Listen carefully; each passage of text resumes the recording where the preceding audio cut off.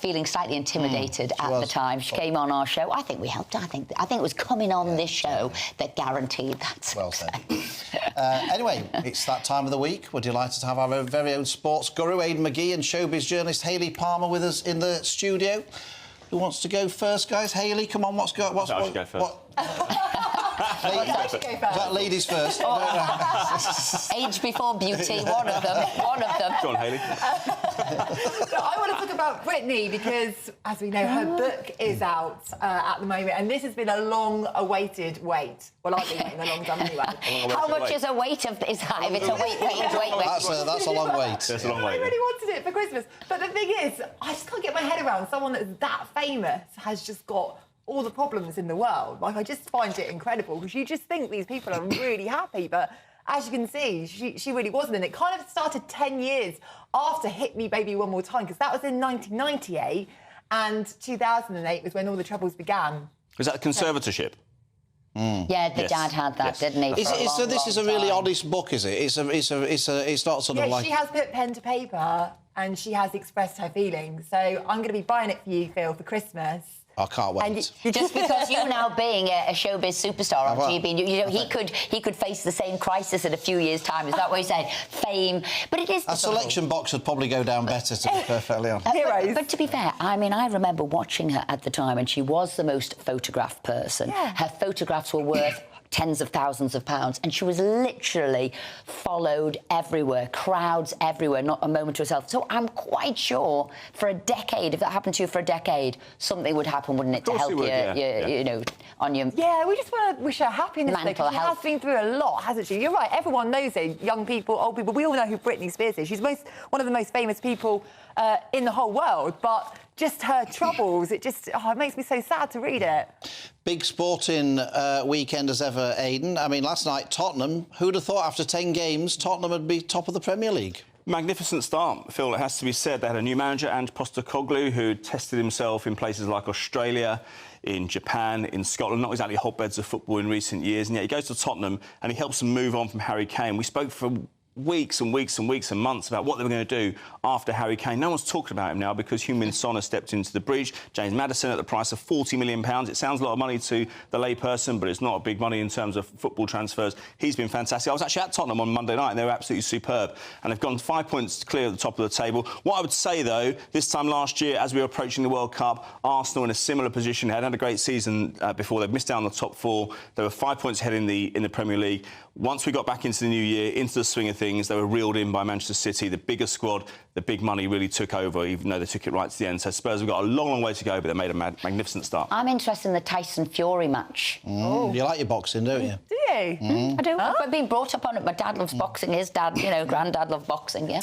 It's not going to be much of a contest, I don't think. He's up against the UFC fighter Francis Ngannou. It looks to be about 11 o'clock start tonight. It's going to be in Saudi Arabia, so there's a few quid involved as well. It's a sign that Tyson Fury wants to be more than just a boxer, I think. But it's a sideshow. He's risking a hell of a lot if he loses because Alexander Usyk is just down the line. He's number 2 in the world, I would say. But I don't think he's going to have any problems tonight. I really don't. But again, it shows that Tyson Fury's ambitions lie beyond just boxing, but I expect him to have no problems this evening. And the Premier, Fear Premier. Yes. Now, I think this is a good recommendation because it's that time of year where you're like, actually, I do want to go to the cinema, eat some popcorn. I always like going to the cinema. Oh, do you? Yeah, we go like that in the regularly. winter. But yes, I mean, it's a shark film, and I thought that's not for me. I'm more sort of, you know, a girly, you know, romance Hayley film. took me to the cinema once. Are you kidding me? Really? Once, didn't you? Yeah. I got 2 in one night. My first one and the last one. Anyway, back to the TV Premier. Yeah, it's a really good... It actually had me on the edge of my seat the whole way through. And it's about a girl that goes out to see her boyfriend. She's an experienced sailor. She goes on out there, and let's just say there's trouble in paradise. Don't ruin it for us. I'm not going to ruin it for you, but let's just say... I'm never going swimming again in the sea because the sharks and what I've seen... Does she survive? Don't give the end away. Don't give the end away.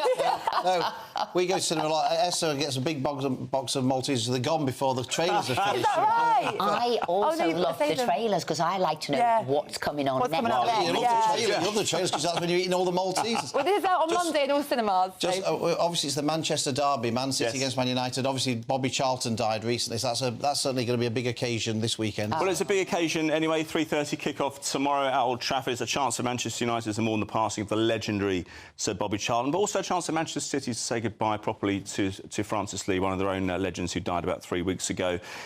Pep Guardiola signed the book of condolences yesterday in Manchester.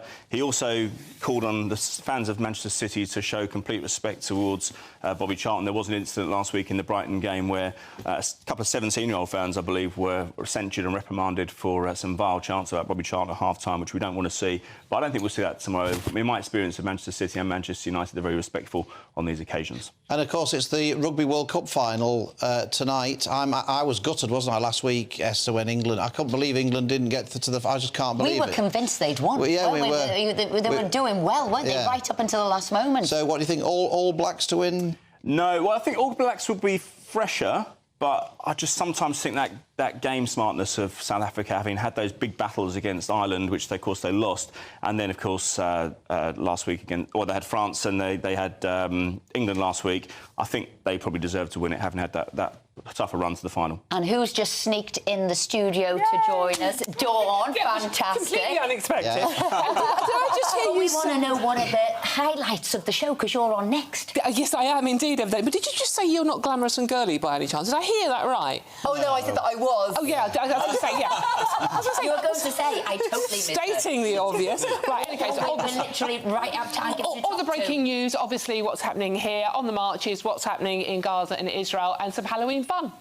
That's it from us. Thank you very much for watching. Thank you to Hayley and Aidan and Dawn.